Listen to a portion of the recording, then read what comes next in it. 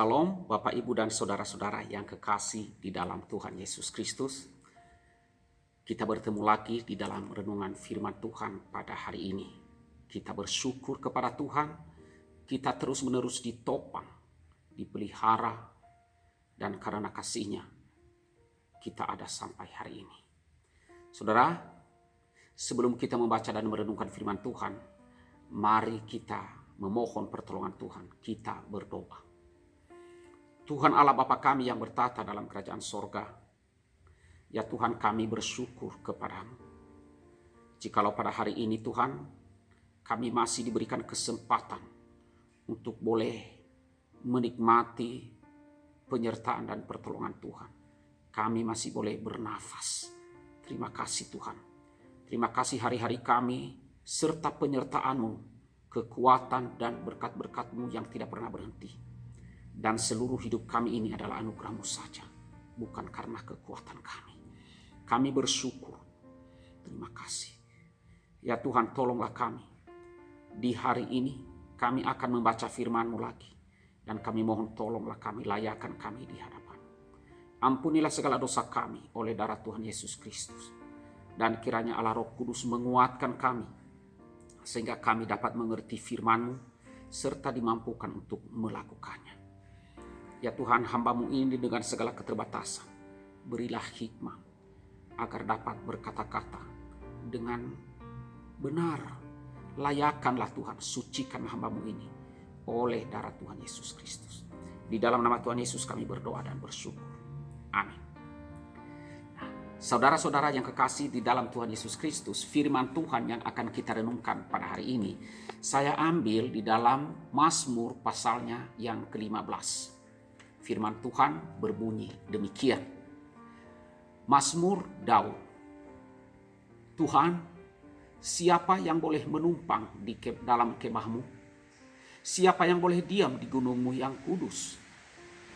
Yaitu dia yang berlaku tidak bercela, yang melakukan apa yang adil dan yang mengatakan kebenaran dengan segenap hatinya, yang tidak menyebarkan fitnah dengan lidahnya, yang tidak berbuat jahat terhadap temannya, dan yang tidak menimpakan celah kepada tetangganya, yang memandang hina orang yang tersingkir, tetapi memuliakan orang yang takut akan Tuhan, yang berpegang pada sumpah walaupun rugi, yang tidak meminjamkan uangnya dengan makan riba, dan tidak menerima suap melawan orang yang tak bersalah. Siapa yang berlaku demikian tidak akan goyah selama-lamanya. Demikian firman Tuhan yang kita renungkan pada hari ini. Nah, saudara-saudara yang kekasih di dalam Tuhan Yesus Kristus, tema renungan ini adalah Tuhan, siapa yang boleh tinggal bersama.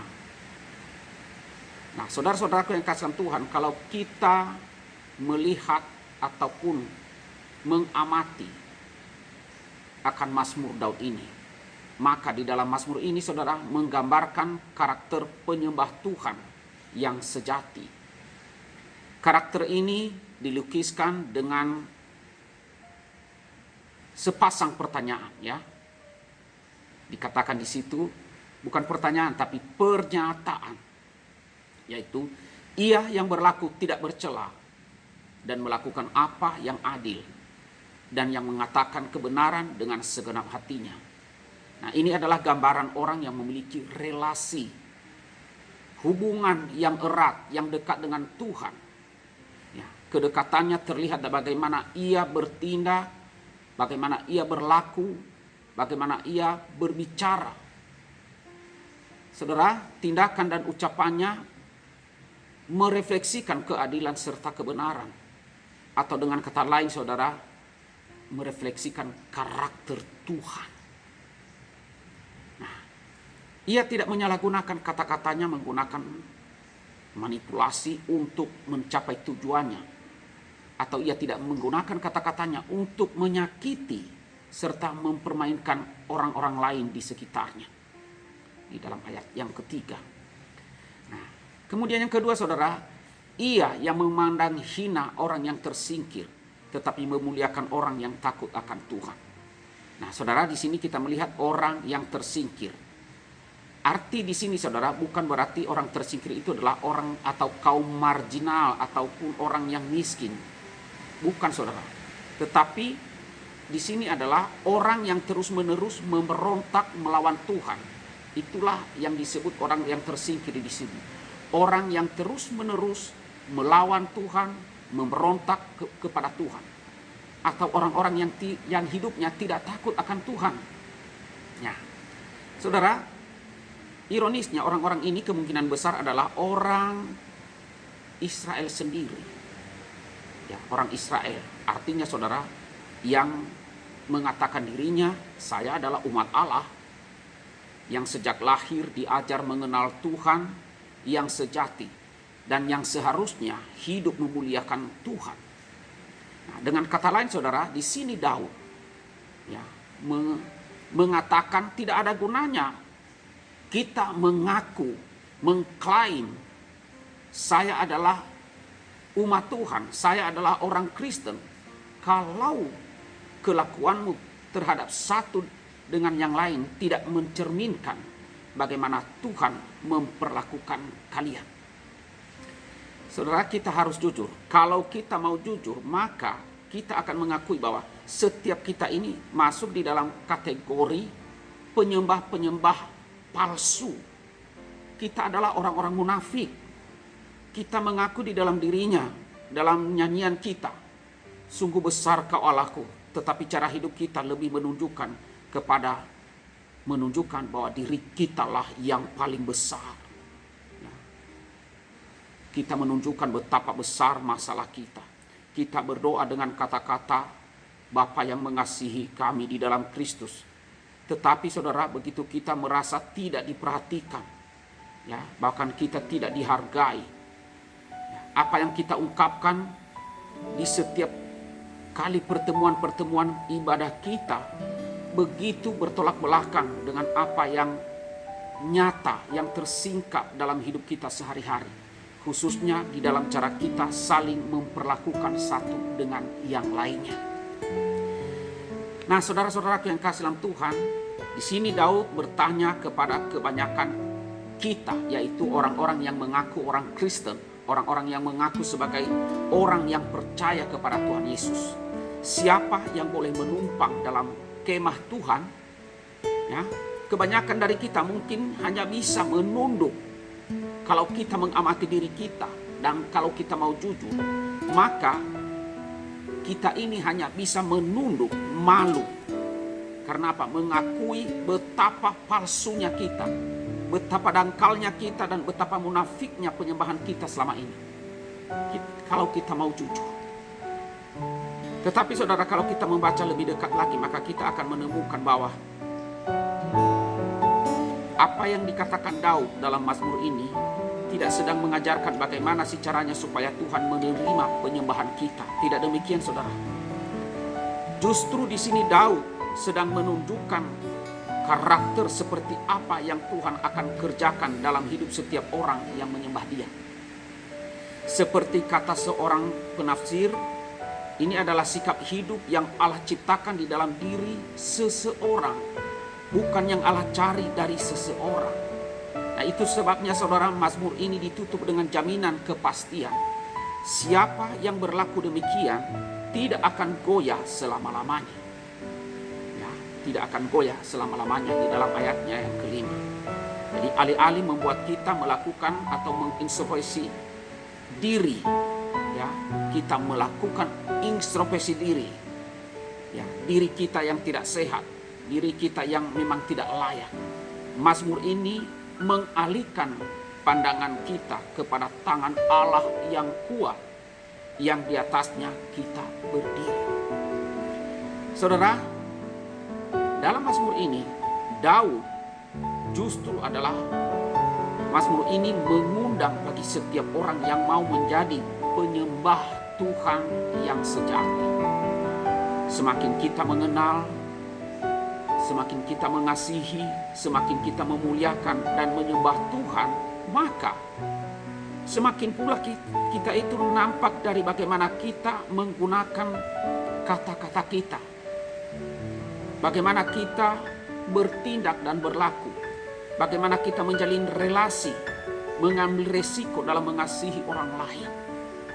Kita bukan saja menikmati kehadiran Tuhan, tetapi juga menikmati bagaimana kita dijaga oleh Tuhan, bagaimana kita dipelihara oleh Tuhan. Kita menyadari bahwa kita tidak mungkin bisa secara sempurna hidup tidak bercela dan hidup benar-benar adil dalam hidup ini. Tidak, saudara. Tetapi kita juga mengucap syukur bahwa di dalam Yesus Kristus, Tuhan dan Juru Selamat kita, Allah Bapa mengundang kita untuk apa? Untuk tinggal bersama-sama dengan Dia, bersekutu bersama-sama dengan Dia, dan Allah Bapa bersama selama-lamanya dengan kita. Saudara, ketika kita menyadari bahwa Allah mengundang kita, juga Dia adalah Allah yang menjamin iman kita, maka respon yang paling tepat adalah kita berkata kepadanya, Tuhan, aku mau menjalani hidup yang tidak bercela. Aku mau melakukan apa yang adil. Aku mau mengatakan kebenaran dengan segenap hati. Tidak mempermainkan kata-kataku. Tidak berbuat jahat ataupun mempermalukan orang lain. Mencintai kemuliaan-Mu melebihi segala sesuatu. Berpegang pada janji-Ku serta memperlakukan orang lain seperti Engkau memperlakukan aku. Kiranya dengan renungan firman Tuhan yang singkat pada pagi hari ini, Tuhan menolong kita agar kita mampu untuk hidup bagi Tuhan seperti yang Dia inginkan. Mari kita berdoa. Bapa kami yang bertata di dalam surga, kami bersyukur dan berterima kasih kepadamu ya Tuhan, oleh karena Engkau mengundang kami ya Tuhan untuk boleh tinggal bersekutu bersama-sama dengan Engkau. Bukan hanya selama kami hidup dalam dunia ini, tetapi juga untuk hidup selama-lamanya nantinya di dunia yang baru atau di dalam sorga yang akan datang. Terima kasih ya Tuhan, karena Engkau telah menjaminnya melalui anak-Mu, Tuhan kami Yesus Kristus dan Juru Selamat kami. Anak-Mu, orang benar, Yesus Kristus, yang di dalam tangannya kami tahu bahwa kami tidak akan goyah. Tuhan, kami mohon, ampunilah kami. Kami harus mengakui di hadapan-Mu bahwa kami adalah penyembah-penyembah palsu. Kami adalah orang-orang yang munafik, yang sesungguhnya tidak layak di hadapan-Mu. Kami memohon kepadamu, ampunilah kami. Tolonglah kami Tuhan. Ampuni kami jikalau di dalam doa-doa kami, dalam pujian kami, sesungguhnya hanya bibir kami yang menyanyi, tetapi perilaku kami tidak sesuai. Kata-kata kami tidak sesuai dengan apa yang kami doakan ataupun apa yang kami nyanyikan di hadapan-Mu. Kami mohon ampunilah kami. Tolonglah kami untuk terus memperbaharui diri. Tolonglah kami ya Tuhan, agar semakin hari hidup kami semakin berkenan dan melakukan apa yang Engkau kehendaki. Tuhan, berkatilah hidup kami, mampukan kami. Kami berserah, kami berdoa di dalam nama Tuhan Yesus Kristus, Tuhan dan Juru Selamat kami yang hidup. Amin.